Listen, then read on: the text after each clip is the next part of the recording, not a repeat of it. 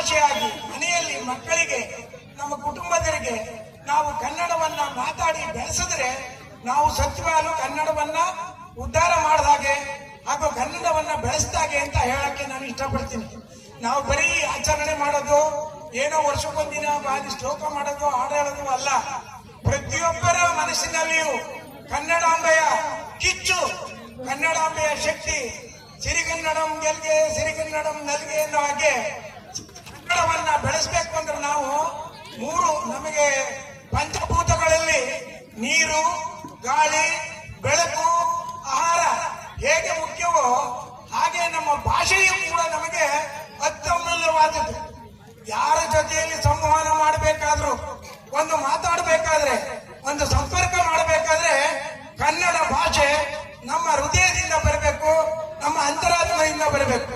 ನಮ್ಮಲ್ಲಿ ಕೆಲವು ಒಳ್ಳು ನಂಬಿಕೆಗಳು, ಇಂಗ್ಲಿಷಲ್ಲಿ ಮಾತಾಡಿದ್ರೆ ಸ್ಟ್ಯಾಂಡರ್ಡು, ಕನ್ನಡದಲ್ಲಿ ಮಾತಾಡಿದ್ರೆ ಕೇವಲ ಅನ್ನೋ ಮನೋಭಾವ ನಮ್ಮಗಳೇ ಇದೆ, ನನ್ನೂ ಸೇರಿಸಿ.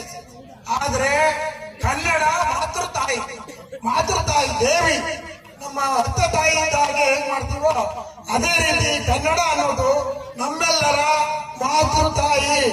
ಮನುಷ್ಯ ಗಾಳಿ ಇಲ್ದವರು ಯಾಕೆ ಬದುಕಕ್ಕಾಗಲ್ವೋ, ನೀರಿಲ್ದವರು ಯಾಕೆ ಬದುಕಕ್ಕಾಗಲ್ವೋ, ಅನ್ನ ಇಲ್ದವರು ಯಾಕೆ ಬದುಕಕ್ಕಾಗಲ್ವೋ, ಹಾಗೆ ಭಾಷೆ ಸಂವಹನ ಕ್ರಿಯೆ ಅಂದ್ರೆ ಒಬ್ಬರಿಗೊಬ್ಬರು ಸಂಪರ್ಕ ಮಾಡೋದು, ಸಂವಾದ ಮಾಡೋ ಭಾಷೆ ನಮ್ದು ಕನ್ನಡ ಆಗಿರ್ಬೇಕು.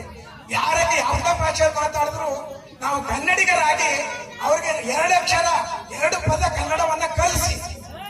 ಅವ್ರೇನಾದ್ರು ಹಿಂದಿಲಿ ಮಾತಾಡಿದ್ರು ನಾವು ಹಿಂದಿಲಿ ಮಾತಾಡೋದು, ಅವ್ರು ಮಲಯಾಳಂನಲ್ಲಿ ಮಾತಾಡಿದ್ರು ನಾವು ಮಲಯಾಳದಲ್ಲಿ ಮಾತಾಡೋದು, ಇನ್ಯಾವುದೆಲ್ಲ ಮಾತಾಡಿದ್ರು ನಾವು ಮಾತಾಡೋದು.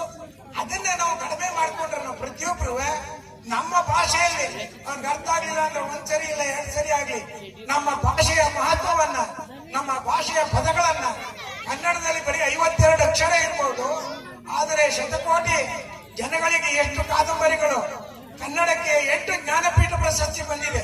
ಯಾವ ಭಾಷೆಗೂ ಇಷ್ಟು ಬಂದಿಲ್ಲ ನಮ್ಮ ಭಾರತದಲ್ಲಿ. ಆದ್ರಿಂದ ಕನ್ನಡ ಉತ್ತಮವಾದ ಭಾಷೆ, ಉತ್ತಮವಾದ ಸಾಹಿತ್ಯ, ಉತ್ತಮವಾದ ಬರವಣಿಗೆ, ಉತ್ತಮವಾದ ಜ್ಞಾನ. ಕನ್ನಡದಲ್ಲಿ ಎಷ್ಟೋ ಜನ ಏನೇನೋ ಸಾಧನೆ ಮಾಡಿದ್ದಾರೆ. ಅದನ್ನ ದಯವಿಟ್ಟು ಪ್ರತಿಯೊಬ್ಬರು ನೀವೆಲ್ಲರೂ ಮನವರಿಕೆ ಮಾಡಿಕೊಂಡು ಪ್ರತಿಯೊಬ್ಬರು ಅದನ್ನ ಆಚರಣೆಗೆ ತರಬೇಕು ಅಂತ ಹೇಳಿ ಈ ಸಂದರ್ಭದಲ್ಲಿ ನಿಮ್ಮೆಲ್ಲರೂ ನನ್ನ ಆದ್ದರಿಂದ ದಯವಿಟ್ಟು ಕನ್ನಡ ರಾಜ್ಯೋತ್ಸವ ಆಚರಣೆ ಮಾಡೋದಲ್ಲ, ಪ್ರತಿಯೊಬ್ಬರು ಅದನ್ನ ಪಾಲಿಸಬೇಕು, ಅನುಸರಿಸಬೇಕು ಅಂತ ಹೇಳಿ ನಾನು ವಿನಂತಿ ಮಾಡ್ಕೊಳ್ತೀನಿ. ಈ ಸಂದರ್ಭದಲ್ಲಿ ನನಗೆ 2 ಮಾತಾಡಲು ಅವಕಾಶ ಕೊಟ್ಟಂತ ನಮ್ಮ ಹಿತ ರಕ್ಷಣಾ ಸಮಿತಿ ಅಧ್ಯಕ್ಷರು ಹಾಗೂ ಎಲ್ಲ ಕಾರ್ಯಕರ್ತರಿಗೆ ನನ್ನ ಅಭಿನಂದನೆಗಳನ್ನು ಸಲ್ಲಿಸಿ ನನ್ನ 2 ಮಾತುಗಳನ್ನ ಮುಗಿಸ್ತಾ ಇದ್ದೀನಿ. ಜೈ ಕರ್ನಾಟಕ, ಜೈ ಮಾತಾ.